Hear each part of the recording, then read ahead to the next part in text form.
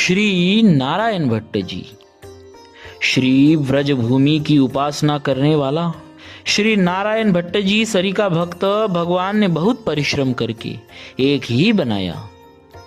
श्री वराह पुराण में मथुरा मंडल 84 कोस के जितने तीर्थों का वर्णन किया गया है, काल के प्रभाव से वे सभी तीर्थ लुप्त प्राय हो गए थे। श्री नारायण भट्ट जी ने उन सभी तीर्थों को प्रकट और प्रसिद्ध किया। यह बात सर्व प्रसिद्ध है और सारी पृथ्वी के लोग जानते हैं। आप भक्ति रसामृत के समुद्र थे तथा सदा ही संतों के समाज में विराजमान होकर सत्संग किया करते थे।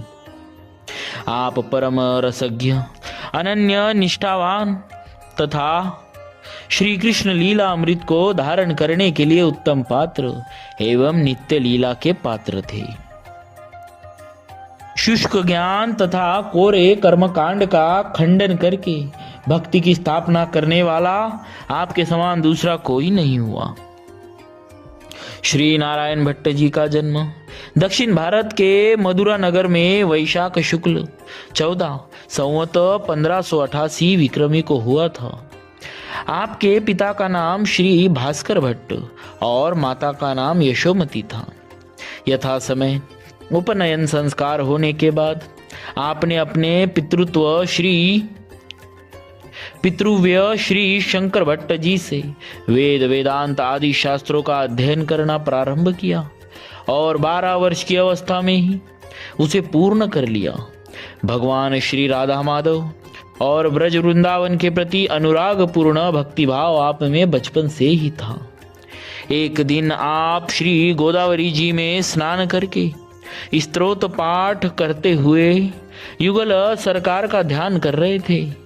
उसी समय प्रिया प्रियतम श्री राधा माधव जी ने प्रकट होकर आपको दर्शन दिया और उपासना रहस्योपदेश के साथ साथ यह आदेश दिया कि तुम शीघ्र ही व्रज जाकर मेरी लीला स्थलियों का प्रकाश करो। यह कहकर श्री भगवान ने आपको अपना लाडीले नामक बाल स्वरूप वाला श्री विग्रह प्रदान किया और कहा कि इसकी सेवा पूजा से तुमको ब्रज लीला के रहस्यों का बोध हो जाएगा।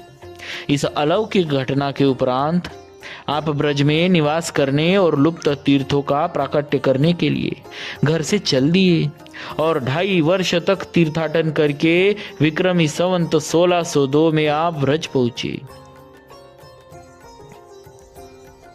श्री व्रजधाम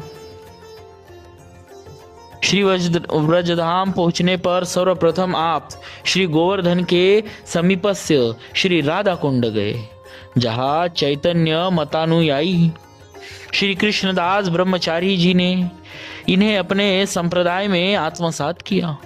इस प्रकार श्री नारायण भट्ट जी ने श्री कृष्णदास ब्रह्मचारी से संप्रदाय के सिद्धांतों एवं उपासना रहस्य का अध्ययन किया। तदुपरांत आपने भगवान की आज्ञा स्मरण कर व्रज के लुप्त तीर्थों का उद्धार करने का निश्चय किया। सर्वप्रथम आपने श्री राधा कुंड और श्याम कुंड को प्रकट करने की योजना बनाई, परंतु उस समय कोई आपकी बात का विश्वास नहीं कर रहा था। तब आपने एक स्थान पर 10 हाथ की गहराई तक धरती का उत्खनन कराया, तो वहां दही से भरे एक मृण्मय पात्र की प्राप्ति हुई और टूटी सीढ़ियां भी दिखी, जिससे लोगों को आपकी बात का विश्वास हो गया। फिर तो आप संपूर्ण ब्रजमंडल में घूम घूम कर तीर्थों को प्रकटित कराने लगे। ब्रजवासी भी इसमें आपको पूर्ण सहयोग देते थे। उस समय अकबर दिल्ली का बादशाह था। वह भी आपके कार्यों से अत्यंत प्रभावित हुआ, अतः उसने आपको कोषाध्यक्ष राजा टोडरमल को आपकी सेवा में भेजा। श्री टोडरमल जी के द्वारा सेवा की प्रार्थना करने पर आपने कहा कि यदि आपका विशेष प्रेम है तो मैंने जिन जिन तीर्थों को प्रकट किया है उनका स्वरूपानुरूप आप निर्माण करा दीजिए। टोडरमल जी ने सहर्ष आज्ञा स्वीकार की और तीर्थों का सुंदर ढंग से निर्माण करा दिया। आपने श्री बरसाने ग्राम में श्री श्रीजी और ऊंचे गांव में श्री रेवती रमण बलभद्र जी के विग्रहों का प्राकट्य किया था। इन विग्रहों की सेवा पूजा आप स्वयं किया करते थे। आपने 12 वर्ष तक श्री राधा कुंड पर तथा शेष जीवन ऊंचे गांव में निवास करते हुए व्यतीत किया और श्री वामन जयंती को गोलोक को प्रस्थान करके आपके द्वारा किए गए कतिपय महत्वपूर्ण कार्यों का विवरण। 1. मथुरा मंडल के गौप्य तीर्थों का उद्धार। 2. व्रज के वन उपवन तीर्थों देवी देवताओं की महिमा तथा भगवान श्री कृष्ण की भक्ति के प्रचारार्थ महान ग्रंथों का प्रणयन। 3. रास लीला अनुकरण का सर्वप्रथम प्राकट्य, रास प्रचार तथा रास मंडलों का निर्माण। 4. वन यात्रा तथा व्रज यात्रा का प्रारंभ। 5.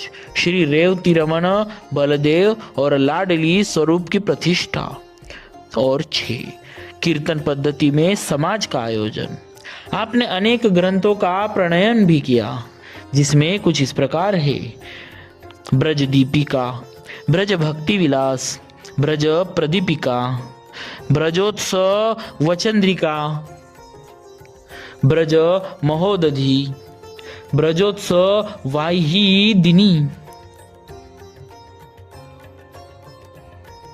ब्रज गुणोत्सव, ब्रज प्रकाश, भक्त भूषण संदर्भ, भक्ति विवेक, भक्ति रस तरंगिनी, साधन दीपिका, रसिका लादिनी टीका, प्रेमांकुर नाटक, लाडली अष्टक, धर्म प्रवर्तिनी, सिद्धांत चूड़ामणि, नीति श्लोकानी, व्रजरत्न दीपिका, भक्ति रहस्य, राधा विनोद काव्यस्य टीका। एक बार आप मथुरा में विराजमान थे। माघ का महीना था। बहुत से लोग तीर्थराज प्रयाग में श्री त्रिवेणी स्नान को जा रहे थे। आपने उन लोगों से कहा कि चलो मैं दिखाऊं, श्री त्रिवेणी जी तो व्रज में ही है, फिर आप सब लोग अन्यत्र कहाँ जा रहे हैं? तब लोगों ने आश्चर्यचकित होकर पूछा कि व्रज में त्रिवेणी कहाँ है? आपने कहा ऊंचे गांव में। फिर आप सबको साथ लिवा लाए एवं भूमि खोद कर श्री त्रिवेणी जी के 3 स्त्रोत सबको प्रत्यक्ष दिखा दिए। बोलिए भक्तराज श्री नारायण भट्ट जी महाराज की जय। भक्तवत्सल भगवान की